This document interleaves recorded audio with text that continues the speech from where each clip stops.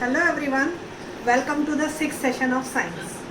We were discussing about microorganisms and I told you about the economic importance of microorganisms. In the economic importance, we study the beneficial means uses of microorganisms as well as harmful effect. We discussed about the uses of microorganisms. They are used in food industry, they are used in different other industries also. They are having medicinal value.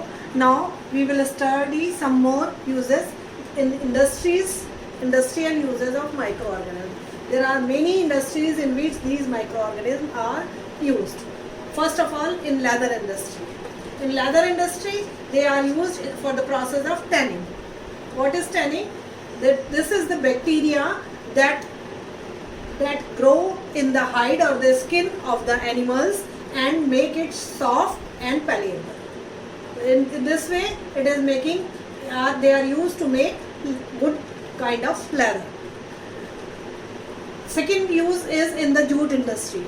In jute plant, these are the plants of the jute that are grown in field, and when they are fully mature, all the jute plants are harvested and tied in bundles.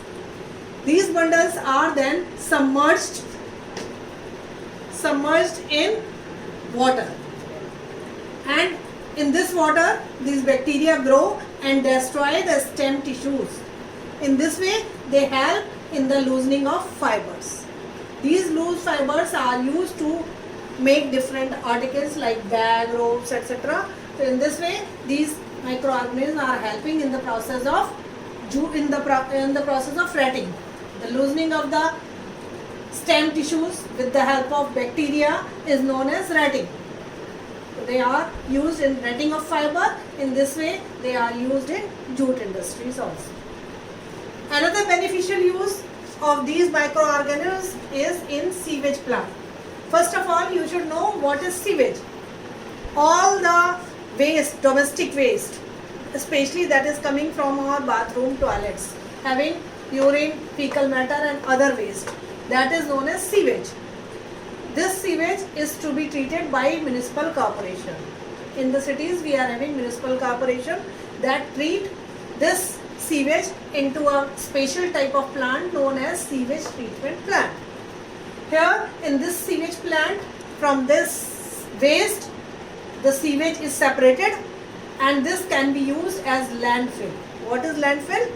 To fill the lowland area. There are certain areas that are on which the building is to be constructed or any construction work should be there, and it is a lowland area. So they are used as landfills.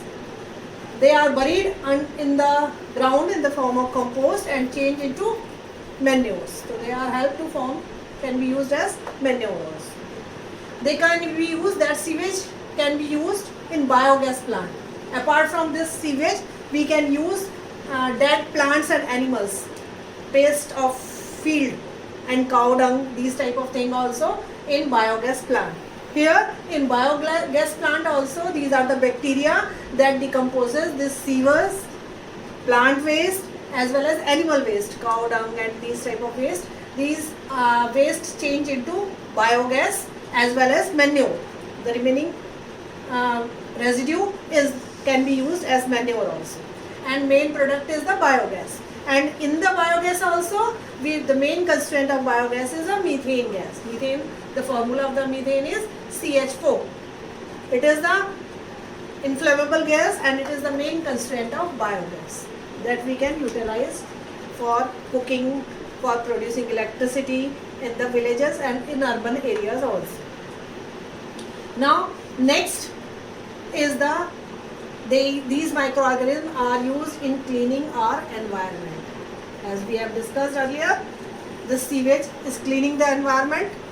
Another, all the domestic waste that can be kept in compost and changed into manure. It can be used in biogas plant. It will decompose, and in this way they are cleaning the environment.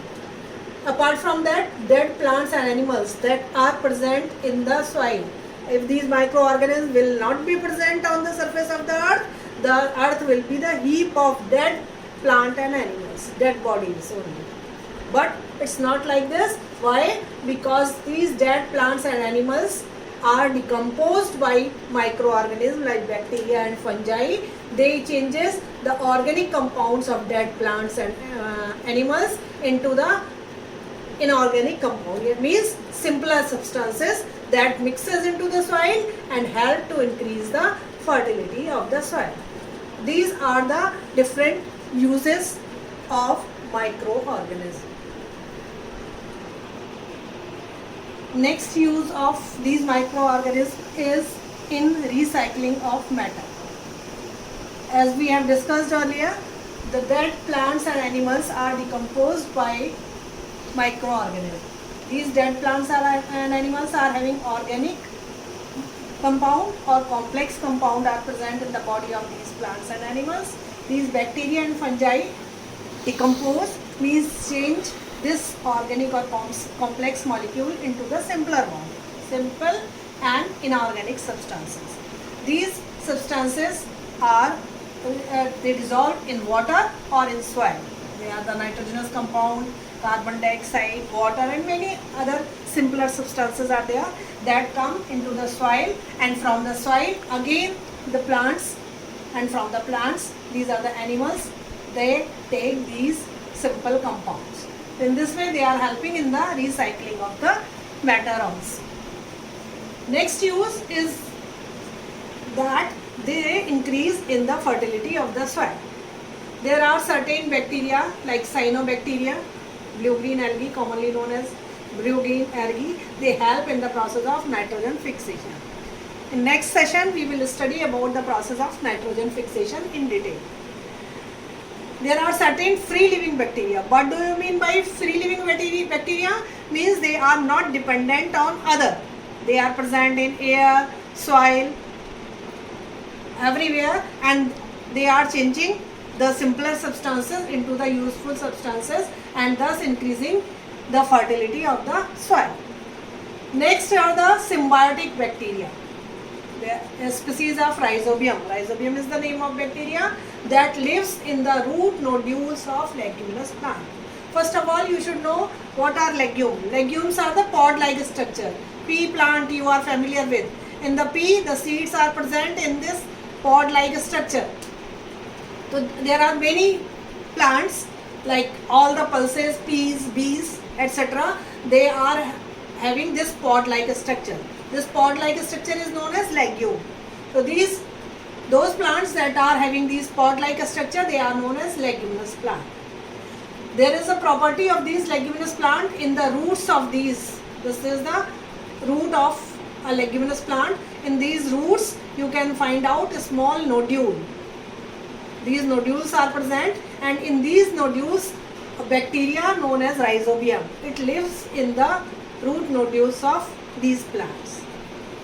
What do you mean by symbiotic association? Symbiotic association is an association in which two living organisms are living together and both of them are benefiting each other. Here, the leguminous plants are providing shelter to the bacteria. They are providing them shelter. They are living in the nodules. In the next, they are benefiting the plant by changing the atmospheric nitrogen into the nitrogenous compound. They are helping in the process of nitrogen fixation. Means both of them are benefiting each other. So this type of association is known as symbiotic association. So this is an example of symbiosis and present in the leguminous plant only. There are certain algae also. They grow on the surface of the soil and thus they increase organic manure to the soil. So these are the different uses of microorganisms. The most important use is the nitrogen fixation. They are changing the atmospheric nitrogen into the nitrogenous compound that are very beneficial for the plant. In next session, we will discuss about the process of nitrogen fixation. Thank you.